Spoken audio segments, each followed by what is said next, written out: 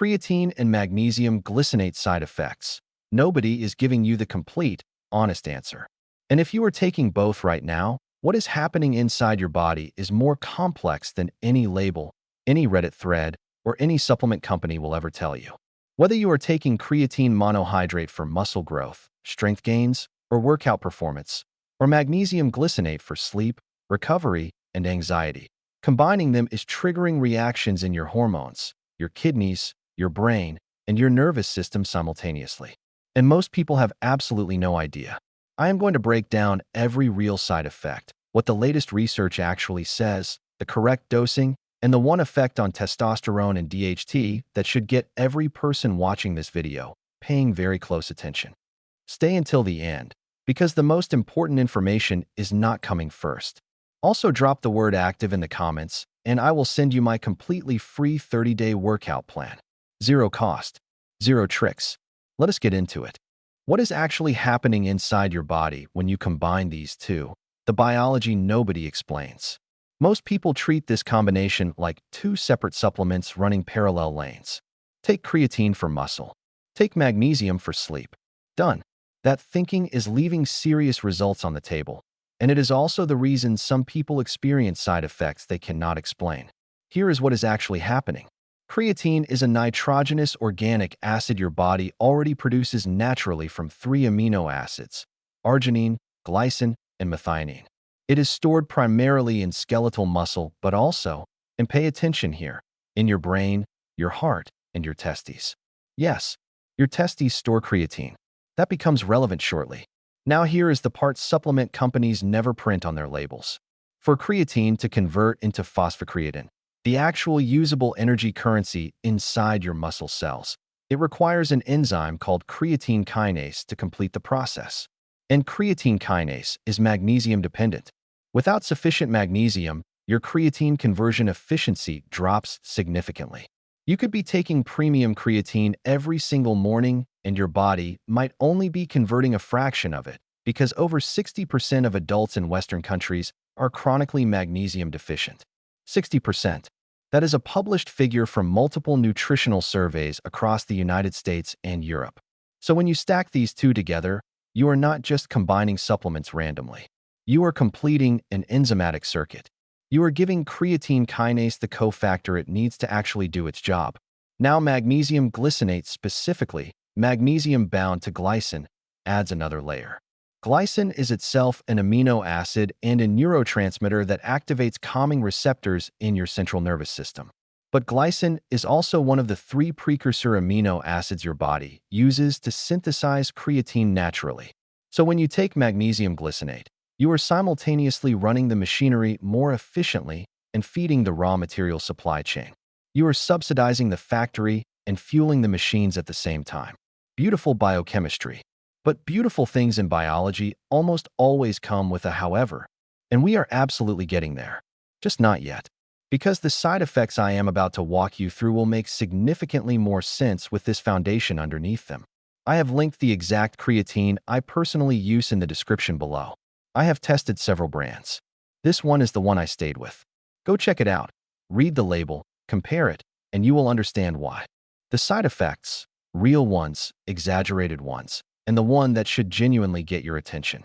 Let us be honest about what is real, what is overblown, and what one particular side effect is doing inside your body that almost nobody is talking about clearly. Water retention, real but widely misunderstood. Creatine pulls water into your muscle cells through osmosis. This is intracellular, meaning the water is going inside the muscle fiber, not sitting underneath your skin making you look puffy. This is actually what gives creatine users that fuller, denser muscle appearance. However, in the first 1 to 2 weeks, your body is adjusting to this osmotic shift.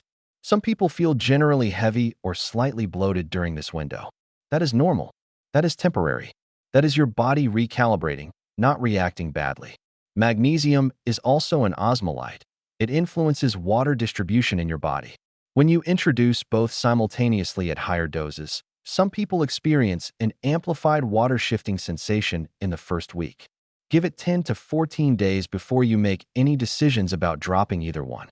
Digestive upset, real, dose-dependent, and completely fixable. Magnesium at high doses is a documented osmotic laxative. Magnesium glycinate is gentler than cheaper forms like magnesium oxide, but gentler does not mean zero effect. If you are taking 400 milligrams or more of magnesium glycinate, stacking 5 grams of creatine, and drinking your morning coffee, which is itself a mild laxative, you may find yourself sprinting to the bathroom with an urgency that feels, honestly, almost athletic. The fix is simple. Split your magnesium dose. Take half in the morning and half in the evening, and skip the creatine loading phase entirely. Current research is increasingly clear that loading, taking 15 to 20 grams per day for the first week, is unnecessary. 5 grams daily reaches full muscle saturation in about 4 weeks. Same destination, much more comfortable journey. Vivid dreams and sleep changes, underreported and fascinating. Some people experience unusually vivid, cinematic dreams when starting magnesium glycinate, particularly taken in the evening. Here's why. Glycine, the amino acid component, taken before sleep has been shown in peer-reviewed research published in the journal Sleep and Biological Rhythms to lower core body temperature, which is a key physiological trigger for deep sleep onset. It also modulates NMDA receptors in your brain involved in memory consolidation. So your dreams become more detailed because your brain is entering deeper, more consolidated sleep cycles than it may have experienced in years. This is not a negative side effect. This is your nervous system finally receiving the sleep architecture it has been starved of. It can feel disorienting if you are not expecting it. Now you are. Elevated creatinine on blood work, the one that frightens people and their doctors. This is critically important. When you supplement with creatine, your body metabolizes it into a waste product called creatinine, which is filtered by your kidneys. Creatinine levels in your blood are also a standard marker doctors use to assess kidney function. So when people on creatine get routine blood panels, they sometimes see elevated creatinine readings, and their doctor, who may not account for supplementation, raises serious concerns about kidney health. Here is the distinction that matters. Creatine supplementation elevates serum creatinine because there is more creatine being metabolized, not because your kidneys are under stress or failing. Multiple long-term studies published in the Journal of the International Society of Sports Nutrition confirm that creatine does not impair kidney function in healthy individuals. But you must tell your doctor you are supplementing before your blood work. Do not walk into a kidney disease conversation because of a supplement-induced lab artifact. That conversation is stressful for you and awkward for everyone else in the room. Now, there is one more side effect, and this is the one I have been building toward. The one that connects creatine, magnesium, your hormones, and something that affects every person watching this video differently, depending on their biology. I am not going to rush it, because the setup matters, and if you understand the context, the information will actually change how you use this stack. Stay with me. This next part is the reason I almost did not make this video. The hormone connection, what this stack is doing to your testosterone and DHT levels, and why it cuts both ways. Here is the conversation the supplement industry consistently avoids having clearly. Both creatine and magnesium glycinate influence your hormonal environment. Not mildly, not theoretically, measurably. Start with magnesium. A study published in the journal Biological Trace Element Research found that magnesium supplementation produced statistically significant increases in both free and total testosterone in sedentary men and in men who exercise regularly, with the exercising group showing the largest increases. The mechanism involves magnesium reducing the activity of sex hormone-binding globulin, the protein that binds testosterone in your bloodstream and makes it biologically inactive. Free testosterone is the testosterone your body can actually use at the tissue level. Magnesium appears to keep more of your testosterone in that free, active state. That is not a small finding. Now creatine. A study conducted at Stellenbosch University in South Africa, published in the Clinical Journal of Sport Medicine, found that 3 weeks of creatine supplementation significantly elevated dihydrotestosterone, commonly known as DHT, in male subjects. DHT is a metabolite of testosterone. It is what testosterone converts into when acted upon by an enzyme called 5-alpha reductase. DHT is approximately 3 to 5 times more potent than testosterone itself at the androgen receptor. It drives muscle hardness, libido, competitiveness, facial hair, and body hair. It also drives prostate tissue growth and accelerates male pattern baldness in people who are genetically predisposed to it. So here is the honest, complete picture. Creatine may raise DHT. Higher DHT can feel excellent. More drive, better body composition, sharper competitive edge. But for anyone with a family history of prostate concerns or who is already noticing significant hair thinning, that DHT elevation is worth monitoring with a doctor rather than ignoring.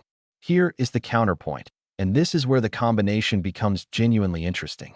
Magnesium glycinate has been shown to inhibit 5-alpha reductase activity. That is the exact enzyme responsible for converting testosterone into DHT. So theoretically, the magnesium glycinate component of your stack may partially offset the DHT elevating tendency of creatine. The specific research on this combined interaction does not yet exist in sufficient volume to make definitive claims, but the biochemical logic is sound and the directionality of the evidence is compelling. This is the nuance that makes this stack worth understanding rather than just taking blindly.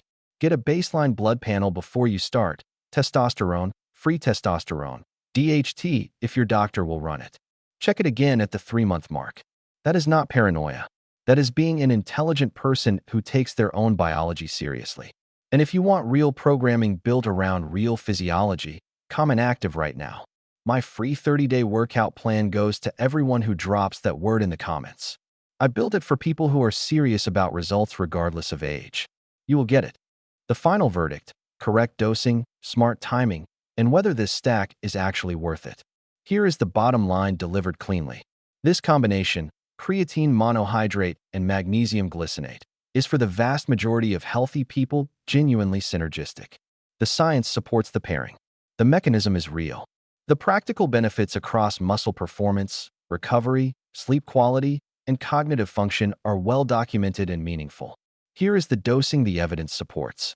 Creatine monohydrate, 5 grams per day, every single day, taken consistently. No loading phase. No cycling off. The cycling advice is gym mythology that has survived entirely on repetition rather than research. Daily consistency is the entire strategy. Take it with food containing carbohydrates, not to spike insulin as the old narrative claimed, but because creatine dissolves better with food and gastric discomfort drops dramatically. Magnesium glycinate, 300 to 400 milligrams per day, split across 2 doses. Take 150 to 200 milligrams in the morning with food and the same amount in the evening, approximately 90 minutes before you intend to be asleep. That 90-minute evening window is the timing detail most people miss entirely. Magnesium glycinate takes time to cross the blood-brain barrier and begin activating glycine receptors. If you take it right before bed, you are already outside the window. Take it 90 minutes earlier, do your evening wind down naturally, and by the time you are horizontal, the glycine is already doing its quiet, precise work on your nervous system. Most people following this protocol report measurable sleep improvement within the first week. Workout performance and recovery benefits typically emerge within 2 to 3 weeks. The cognitive clarity effects, and both creatine and magnesium glycinate have solid neurological research behind them, including creatine studies from the University of Sydney showing improvements in short-term memory and processing speed, tend to appear around the 4 to 6 week mark. Creatine and cognitive function together is a genuinely underappreciated area of research. Most people associate creatine entirely with muscle, but your brain uses phosphocreatine as an energy buffer too. The same mechanism that works in muscle works in neural tissue. Sleep-deprived, cognitively loaded, managing a complex life? Creatine is working in your brain simultaneously. That is not a side effect. That is a bonus. The creatine I personally use is linked in the description.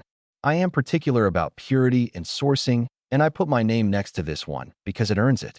Go read the label and compare it to what you are currently using. You will see the difference. And the last thing, the most important thing, drop active in the comments right now. My complete free 30-day workout plan is yours. No email list. No hidden cost. Just real programming for people who are serious about showing up for themselves. I built it because I care about this community genuinely, and your health is worth more than a sales funnel. You stayed the whole way through. That tells me you are serious. Serious people get serious results. I will see you in the next one.